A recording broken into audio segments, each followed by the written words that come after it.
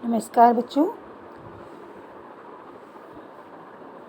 आज की अपनी इस कक्षा में हम अपने उसी विषय को आगे बढ़ाएंगे जिसे हम समझ रहे हैं आजकल।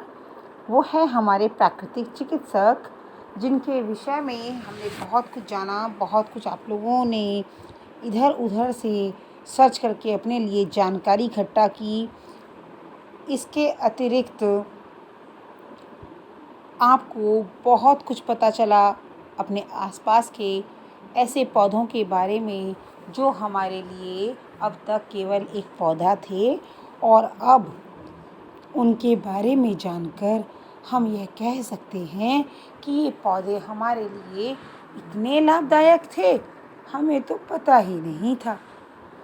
जी हाँ, इनमें तुलसी, एलोवेरा, गिलोय, नीम, बहुत सारे ऐसे पौधे के बारे में हमने जाना, ऐसे पौधों के बारे में हमने जाना जिनसे हम बिना पैसे खर्च किए, बिना डॉक्टर के पास जाए अपना इलाज कर सकते हैं।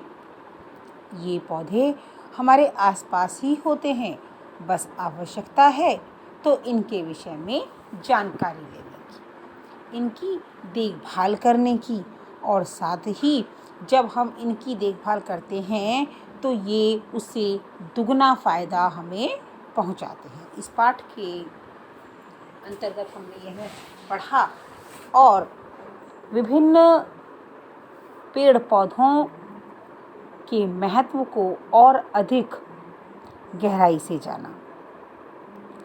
देखिए बच्चों, जानकारी लेना एक अलग बात है, लेकिन यह हमारा नैतिक कर्तव्य भी है कि जो चीज़ हमारे इतनी काम आती है, हम उनकी रक्षा करें, उनका संरक्षण करें और अधिक से अधिक पौधे उगाएं। ओके, अब बारी आती है इस पाठ के अभ्यास की। अभ्यास प्रश्न पत्र में जो प्रश्न पूछे जाते हैं वो आपके अभ्यास कार्य से पूछे जाते हैं। तो प्रारंभ करते हैं सबसे पहले शब्दार्थ से। इनका उच्चारण शब्दों का हम करते हैं। सर्वप्रथम हम पढ़ते हैं कुछ कठिन शब्द जो हमने इस पाठ में देखे और जाने। आपकी पाठ्य पुस्तिका के पेज नंबर 22 पर कुछ शब्द हैं जो नागफनी के पौधे के पास हैं। आप देखें, ये नागफनी का पौधा है जिसे आप स्नेक प्लांट भी कहते हैं। इन शब्दों को अब हम पढ़ेंगे। प्राकृतिक, आप मेरे साथ साथ इनको दोहराते चलें। प्राकृतिक, चिकित्सक, चिकित्सक, प्राप्त, द्विबीजपत्री, द्विबीजपत्री, ऑक्सीजन, पत्तियों, गुणकारी, गुणकारी, वैद्य, वैद्य, एक बार दोबारा, प्राकृतिक, चिकित्सक, प्राप्त, द्विबीजपत्री, ऑक्सीजन, पत्तियों, गुणकारी और वैद्य। ओके, अब इनके शब्दार्थों को देखें। प्राणवायु किसे कहते हैं? प्राणवायु ऑक्सीजन। पवित्र, स्वच्छ, पावन। लाभदायक, फायदेमंद। गूदा, रसीला गाढ़ा पदार्थ, त्वचा, स्किन या चमड़ी। वैद्य, चिकित्सक, टहनियों, पेड़ की शाखाएं। और गुणकारी, गुणों का फायदा बताने वाला, गुणों का फायदा बताने वाला।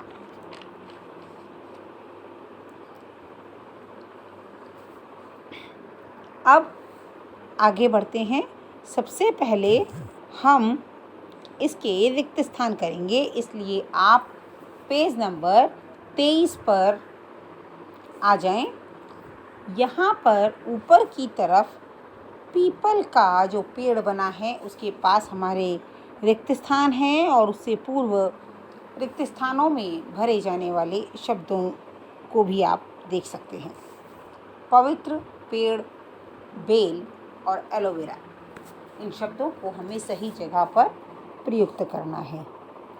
नीम का पेड़ बहुत बड़ा होता है। एलोवेरा का गूदा त्वचा में निखार लाता है। तुलसी को पवित्र माना जाता है। गिलोय का पौधा बेल के रूप में उगता है। गिलोय का पौधा बेल के रूप में उगता है। ठीक है, गिलोय की बेल होती है जबकि नीम का पेड़ होता है। अब बात करते हैं भाषा की। भाषा में आज हम सर्वनाम समझेंगे कि जो शब्द संज्ञा के स्थान पर प्रयोग किए जाते हैं। संज्ञा क्या थी? किसी भी नाम को संज्ञा कहते हैं, और जब किसी नाम के स्थान पर कोई शब्द प्रयोग किया जाए तो उसे सर्वनाम कहते हैं। जैसे अगर मैं आपको कहूँ राम घर जाता है, तो राम जो है वो नाम है, और नाम की जगह पर हम कौन सा शब्द प्रयोग कर सकते हैं? वह घर जाता है। अब सर्वनाम कहते किसे हैं? सर्वनाम का अर्थ है सबका नाम, अर्थात जिन शब्दों को हम सबके नाम के रूप में प्रयोग कर सकते हैं। जैसे मैंने कहा राम घर जाता है, तो मैंने राम का नाम रखा, वह घर जाता है, वह रखा। अगर मैं कहूँ सीता घर जाती है, तो सीता को भी मैं वह कह सकती हूँ, वह घर जाती है। यानी वह जो शब्द है वह राम का भी हो सकता है और सीता का भी हो सकता है। इस प्रकार से सबका नाम सर्वनाम। अब सर्वनाम के 6 भेद होते हैं। सर्वनाम के 6 भेद। एक पुरुषवाचक, जिसमें मैं, तुम, मेरा, तुम्हारा, वह, वे, इस तरह के शब्द आते हैं। दूसरा निश्चयवाचक, जो किसी भी बात को निश्चित कर दे। जैसे यह किताब मेरी है, तो यह ने निश्चित कर दिया कि ये जो किताब है ये मेरी है ना। अनिश्चयवाचक, दूध में कुछ गिर गया, कुछ अनिश्चित है, पता नहीं क्या गिरा है, लेकिन कुछ तो है। प्रश्नवाचक, जहाँ प्रश्न पूछे जाएं। और निजवाचक, जब हम निजता की बात करें, स्वयं अपनी बात करें। और संबंधवाचक सर्वनाम, जो, सो, जिसकी, उसकी, अर्थात जो संबंध स्थापित करें। अभी हम यहाँ पर शॉर्ट में ही समझ रहे हैं, संक्षेप में समझ रहे हैं। जब मैं आपको सर्वनाम व्याकरण कराऊंगी तो इसे हम विस्तार पूर्वक समझेंगे। अब देखिए, नीचे कुछ वाक्य दिए गए हैं और हमें उनमें से सर्वनाम शब्द छांटने हैं। तुलसी का पौधा स्वयं एक वैद्य है, तो स्वयं निजवाचक सर्वनाम हो गया। जो पौधा लगाएगा उसे लाभ मिलेगा, तो जो और उसे दोनों, उसे यहाँ पर लिखा हुआ है आपके समक्ष, आपको जो और लिखना है। दोनों ही संबंधवाचक सर्वनाम हो गए। यह नीम, अर्थात निश्चयवाचक, यह नीम का ही पेड़ है, निश्चित है, पक्का ही नीम का ही है। कोई कोई पौधे किसी काम नहीं आते, कोई कोई पौधे, अनिश्चितवाचक। अब कोई कोई तो है, लेकिन कौन है ये नहीं पता, है ना, तो ये अनिश्चितवाचक सर्वनाम के अंतर्गत आते हैं। इसके अलावा अगला एक और प्रश्न है जहां हमें इनके आधार पर वाक्य लिखने हैं। जैसे प्रश्नवाचक सर्वनाम, ताजमहल कहाँ है। अनिश्चयवाचक, दरवाजे पर कोई है। और निजवाचक, अपना काम स्वयं करें। ठीक है, समझ आ गया आपको? तो इस तरीके से आप इस एक्सरसाइज को, इस अभ्यास को पूरा करेंगे।